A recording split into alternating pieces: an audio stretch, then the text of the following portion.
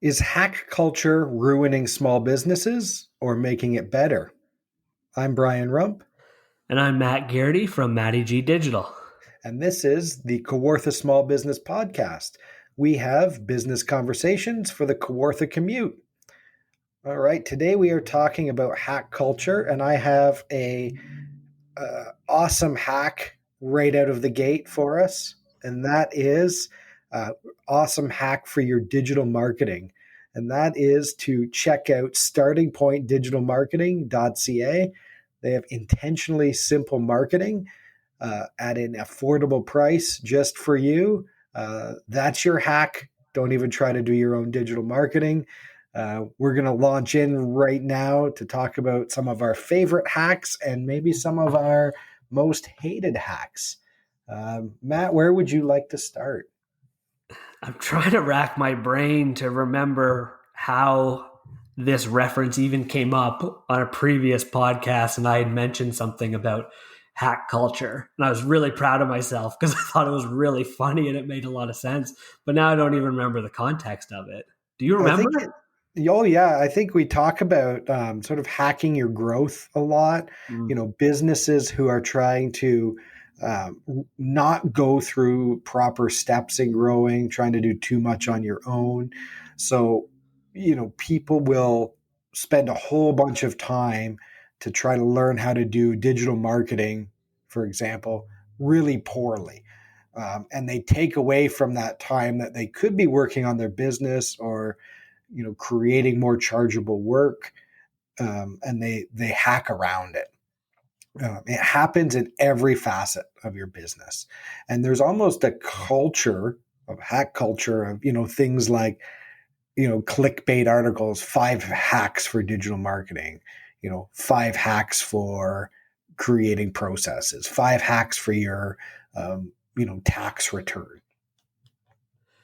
Right. Now I'm definitely remembering that. It was a conversation about why marketing doesn't work.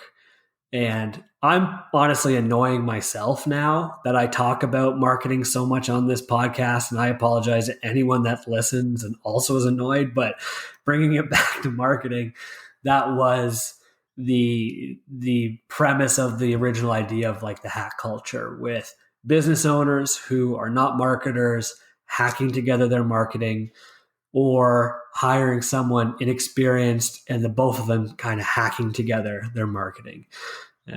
I experience that a lot with people I talk to. A lot of the people, of course, are hacking their marketing together. That's why they're talking to me to begin with. I always feel a little bit bad on my original calls with people. They're always like quite embarrassed that they're hacking together their marketing. And sometimes if you're doing a Zoom and you can see their face and like their face gets red, and they're always like they'll blush and they're like ashamed. And I actually have to tell all of them that it's okay that you're hacking your marketing together, because A, you wouldn't be having this conversation with me, but B, I literally have the same conversation with every single person I talk to. It's the Yeah. same. And I've always been shocked by that. Every first call I have with someone is the same. Every pitch is basically the same. I'm talking about the exact same things.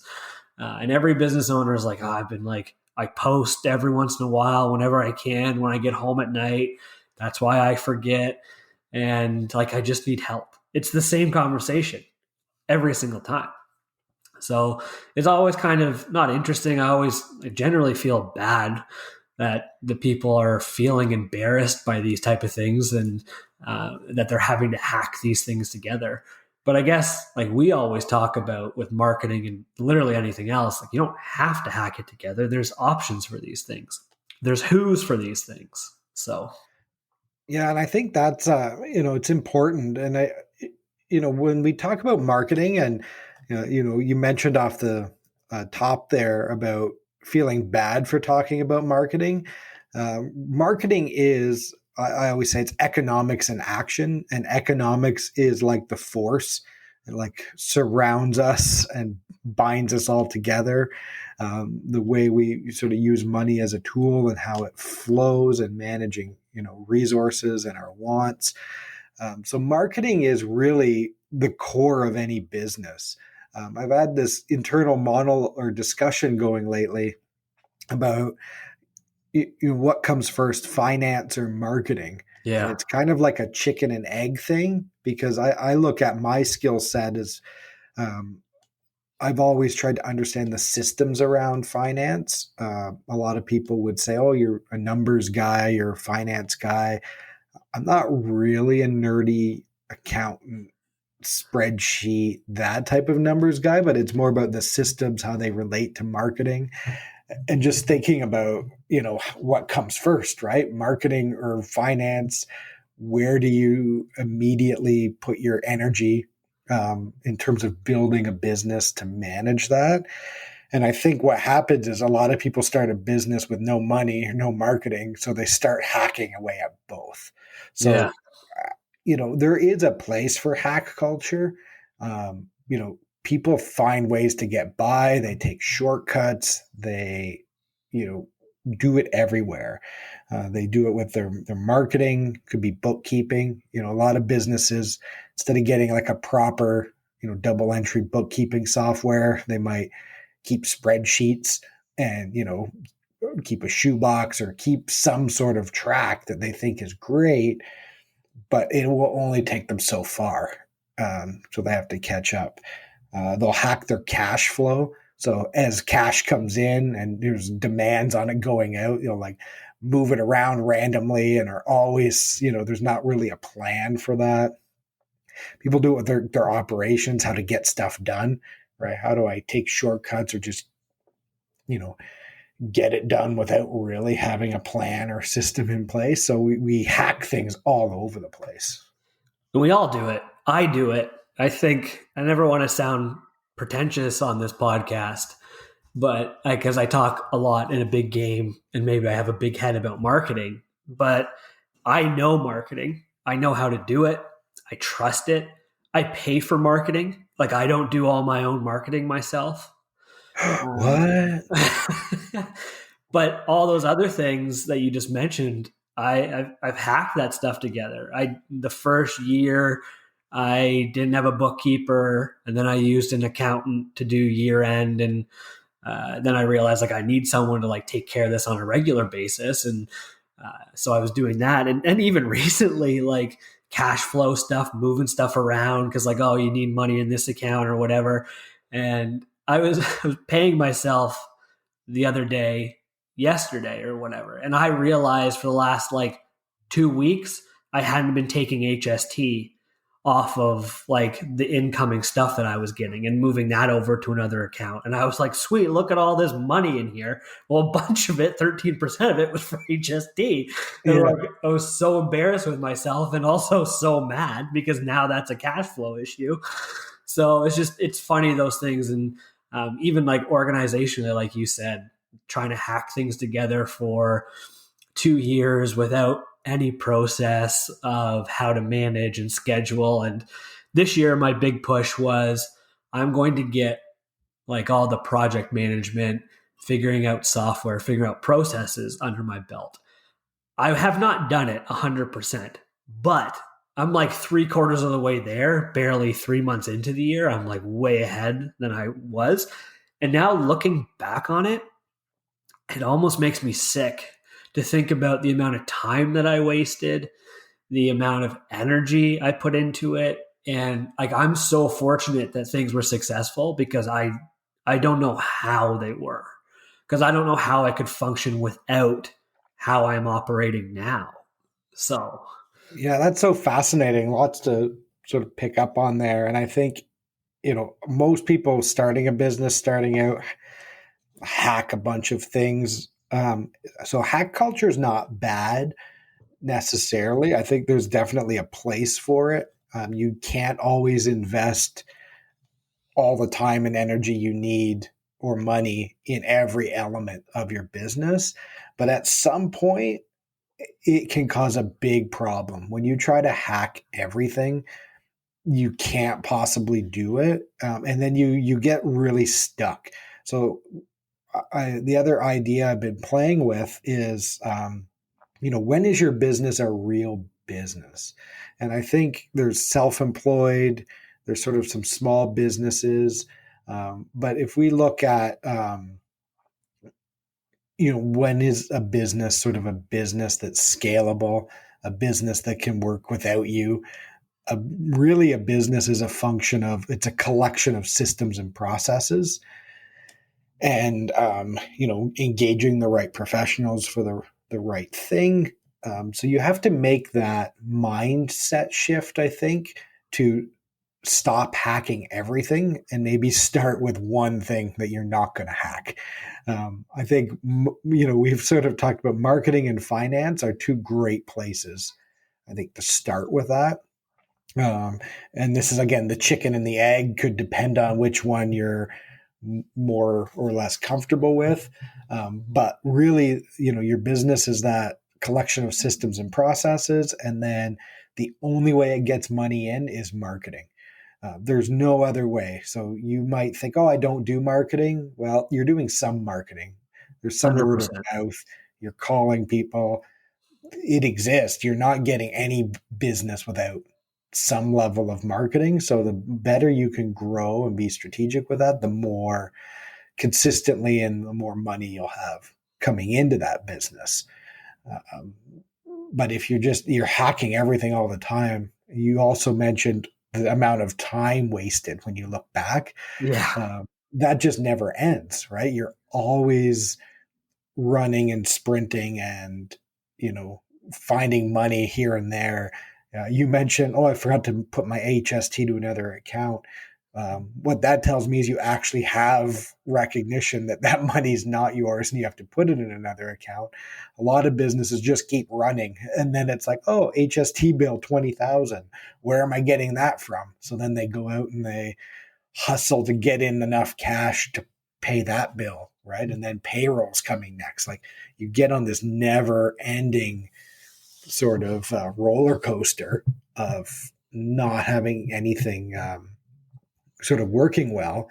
And when you're hacking everything, either you completely fall apart or you never grow. You just stay in that trap forever.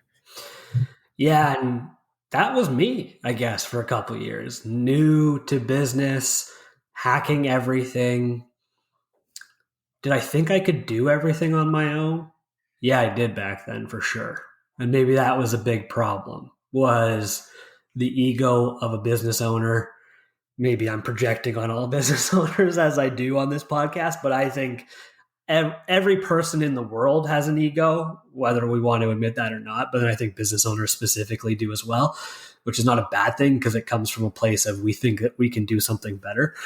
But I look back on the amount of time and energy I put into and stressing myself out because The stress for that, right, is like, again, time, energy, stress, and it's taking away from the core of what you're good at in your business. Yeah. So like when I was doing everything and doing sales calls and then setting up a project and rolling it out and getting really in the weeds in the day to day, I used to get so scared when I had a new opportunity, even where someone would be like, hey, I want to talk to you about marketing services. And honestly, I was not happy about it. It was scary because I was so busy. How can I take on more? And then I'd go through the motions and I would do well. And I've been very successful with getting a lot new opportunities and working with new partners and everything. And I'd get it and then I'd freak out again. And I'd be like, this is great because I'm greedy and it's more money. But then it's like, I don't have time to even schedule this or figure out when this is supposed to be done. I don't have time to get this done.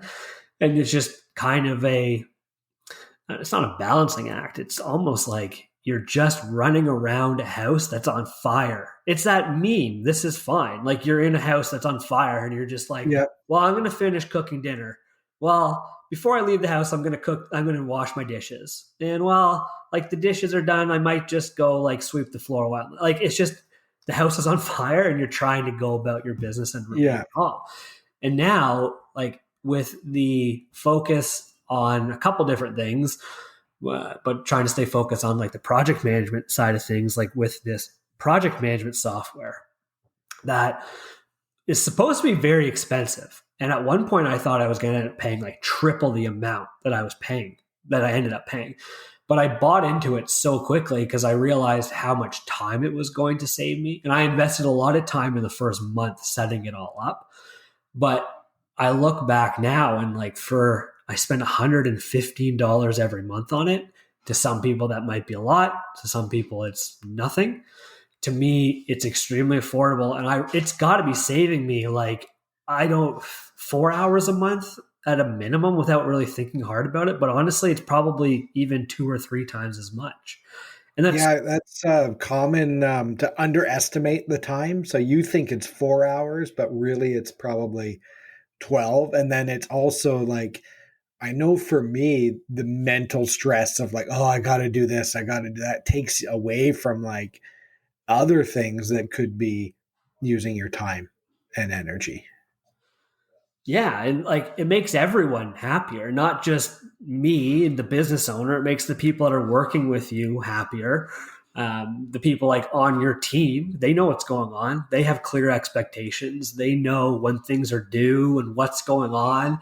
And in some ways, like the one woman that I work a ton with and I have for years, we've almost joked recently where it's like everything's too calm all of a sudden in the last 30 days. And not in a bad way, because sometimes calmness is a bad thing, but it's like we're still busy as ever. We have just as much going on as we ever have, but everyone knows what's going on and what the expectations are and everything. It's quite fascinating.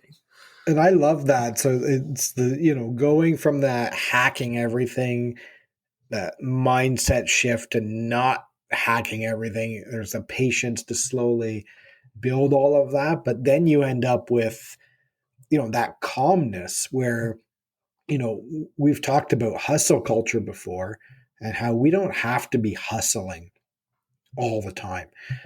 A lot of very successful people take a lot of time off. They don't work all the time, but when they do work, it's very focused, they know what to do. So when you have those systems in place that says, okay, Matt, you have to work 5 hours today, here's your everything you need to do. That might have taken you a week to do before, but now it's all set up that you can intensely focus on those 5 hours and do a week's worth of work and then feel calm afterwards. Like that's how business should work, right?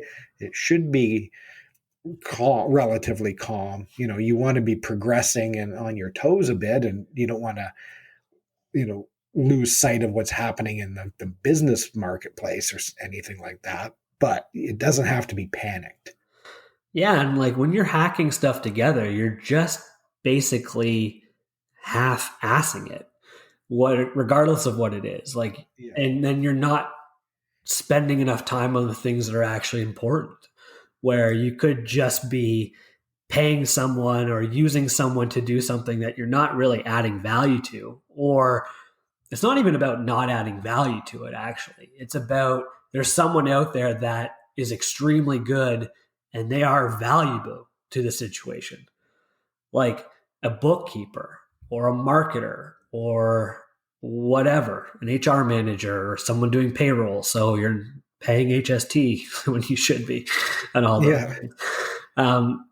You're wasting time, and you're not allowing yourself the opportunity to grow even.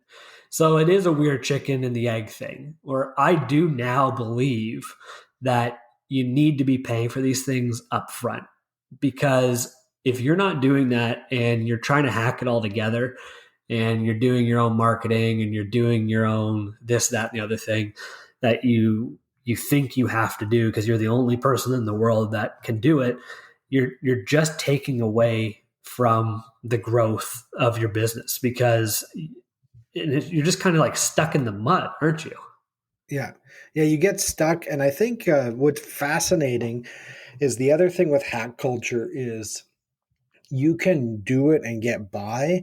But where it becomes a big problem is different stages of your business. And a few examples that I've seen where people hack their way to way too much growth And this is where you'll see companies growing too fast and then they just completely die, right? They'll end up in bankruptcy, or just, they borrow and they leverage, they get by, and then all of a sudden they're so big they can't pay their bills and they just completely crumble.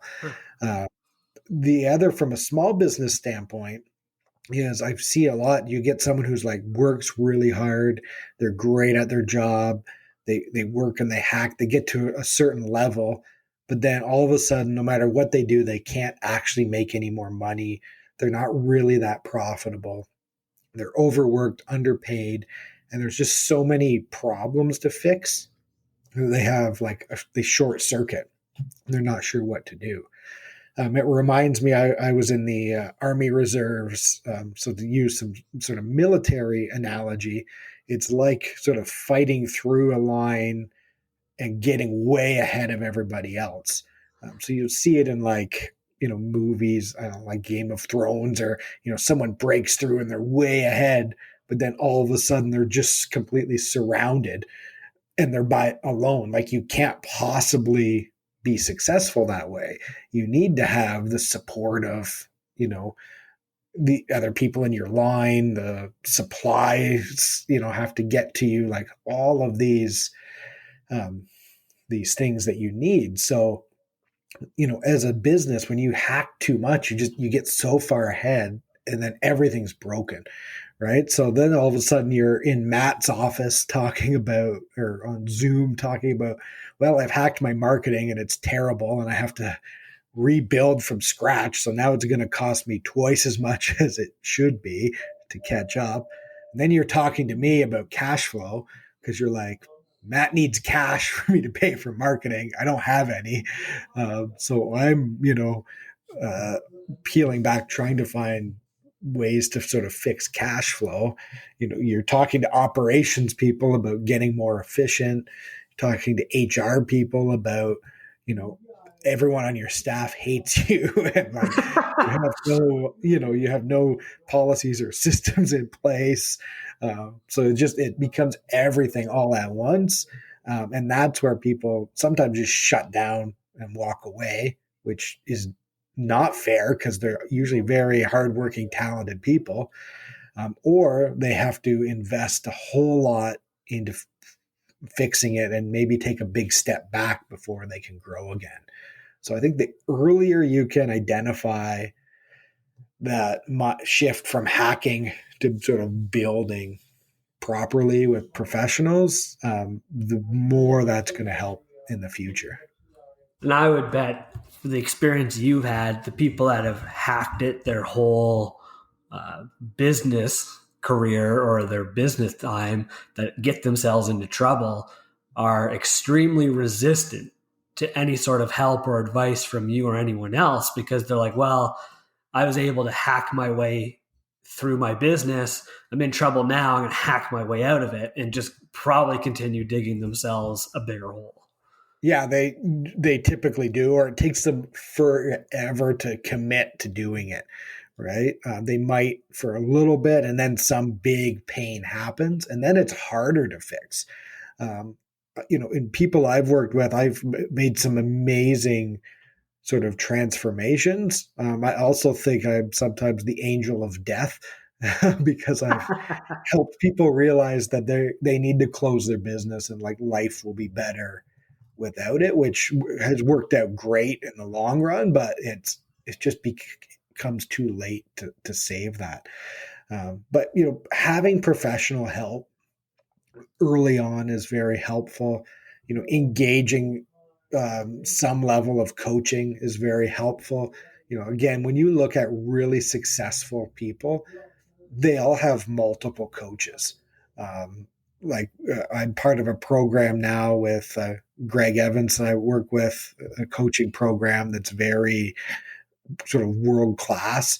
And even the coach who runs it has multiple coaches that he talks about. So like when you filter it down, people have different coaches, different advisors. So yeah, you're still hacking things. And sometimes the hack is just hire a coach to help you, or hire Starting Point Digital Marketing to just get me started on my digital marketing. And then maybe later, then you're like, okay, now Matty G Digital, let's look at, where do I go next, right? And then maybe 6 months later, I take another step. So it's not always jumping right into doing everything that you need to do. It's progressing into that. Yeah. I guess hack culture is basically do it yourself hack culture, DIY culture. And DIY, 5 hacks to do this, do it all yourself, do it cheaper. Um, and again, some of those are going to work great for you and you can do it, but you can't do all of them. So you have to really pick and choose, and try not to do it in every aspect, because then you're not building a business. You might be building an income for yourself, but you also end up with a business that can't possibly function without you, and it's not worth anything for someone to come in and buy and take over. So you're not even helping yourself out with your long-term wealth growth in that case. So it ends up costing a whole lot more than you probably ever could save. oh, absolutely. And in some cases, DIY makes sense. Like make your own cheesecake at home. Yeah. That's something reasonable you can do on your own. Um, do it yourself. Re-roofing? No, probably not. I'd hire a professional. I probably wouldn't want to be up on my roof redoing my roof. Like that's going to cost me a fortune in the long run. Yeah. So like we need to be pretty critical about this, the hacks that we're doing and the DIY stuff that we're doing for our businesses. Because I think as we've maybe illustrated on this call, like it's just going to cost you in the. It doesn't seem like it's costing you in the short term, but long run it absolutely is. Yeah, awesome. All right. Well, that sounds like an episode to me, Matt. Thank you for listening, and thank you to Starting Point Digital Marketing. You could check them out at startingpointdigitalmarketing.ca. If you would like to get out of the hack culture that you've created for yourself, we'd love to talk to you about that. Send us an email at setitup@kawarthasmallbusinesspodcast.ca.